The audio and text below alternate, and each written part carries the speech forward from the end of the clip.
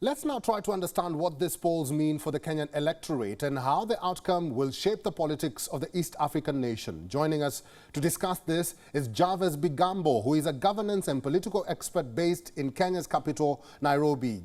Jarvis, give us a scenario of what a Raila Odinga and William Ruto win will mean, and also how their presidency will look like. A Raila Odinga presidency, on its part, will try to carry on or further the decades-old ties between the Odingas and the Kenyattas, who were the front runners or the individuals who fought for Kenya's independence from colonialism. And then it also means that it is possible that it will have healed the political rift that has been there for decades between the Odingas and the Kenyattas. But beyond that, it will keep alive the long memories, the long strands of memory between the present going into the future and the past that is pre-independence and post-independence Kenya. On the other part of William Ruto, the question arises that will he then, having not been part of the vanguards of the second liberation, be a person rising up to liberate the country, lead it and steer it, especially towards economic liberation for the middle class and the persons who belong to the lower ranks of the society, the way he has been pushing for the bottom-up economic model. The other thing is that a William Ruto presidency then will also mean that it has discontinued the long trail of dynasties that have been there from the time of Kenya's independence. Because from independence, we have had a Kenyatta, we had a Moi, we had Kibaki, and then a Kenyatta.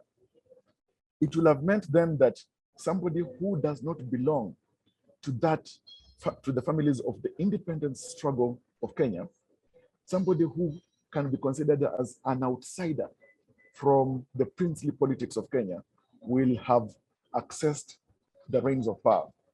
Jarvis, what makes this Kenyan elections different from the previous elections, and why do Kenyan elections set the country apart in the continent?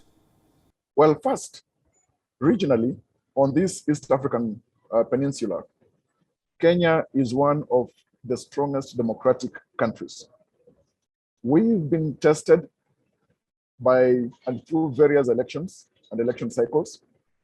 And with every successive elections, it has been demonstrated that democracy in Kenya is growing. And for instance, in 2017, when Kenya held its elections and the presidential results were annulled by Kenya's Supreme Court, it demonstrated that the institution of the judiciary is free and independent, devoid of executive influence. Beyond that, we saw that following the annulment of the presidential results in 2017, other countries on the continent, such as Malawi, followed suit, and that has strengthened the practice of democracy. It has strengthened the institution of the judiciary. And beyond that, it sent a message, and it has continued to send a message across the continent and even in the world, that countries or democracies in third world countries or in Africa can build institutions that are dependable, institutions that can progress democracy. And beyond that, it has demonstrated that Kenya, like other countries in the West, are able to strengthen the democratic practice and tenets. Jarvis, let me ask you this. What makes these elections different from previous polls in Kenya?